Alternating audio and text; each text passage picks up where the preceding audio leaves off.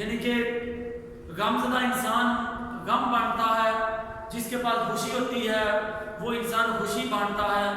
दीनदार और नेक इंसान नेकियां और दीन ही बांटता है। खौफज़दा इंसान खौफ बांटता है, बुरा इंसान बुराइयां ही बांटता है। तो ये होता है दूसरा कानून फितरत का। फितरत का तीसरे कानून की तरफ हम आते हैं। आपको जिंदगी में जो कुछ भी हासिल हो उसे हजम करना सीखें।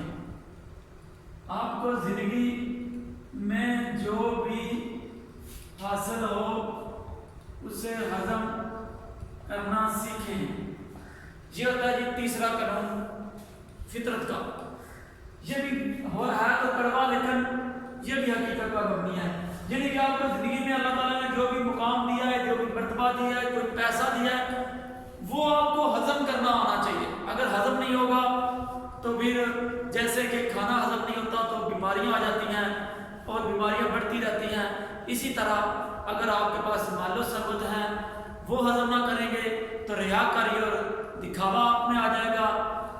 मजम्मत के हजम ना होने की वजह से दुश्मनियां आ जाती हैं। गम हजम ना होने की सूरत में मायूसी आ जाती है।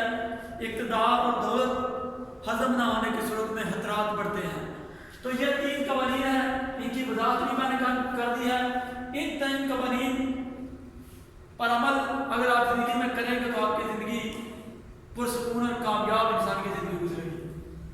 अगर आप इन तीन कवानीन पर अमल नहीं कर सकेंगे तो आपका दिमाग भी पहले कानून के मुताबिक बुरी सोच में घूम रहा होगा, दूसरे कानून के मुताबिक आप मायूस इंसान है तो दूसरों को मायूसियां दिखाएंगे, तीसरे कानून के मुताबिक आपके अगर जिंदगी में कोई मुआहदा कोई मर्तबा अल्लाह ताला ने दे दिया है तो वो आपको हजम करना नहीं आएगा और आप रियाकार दिखावे वाले बन जाएंगे। शुक्रिया।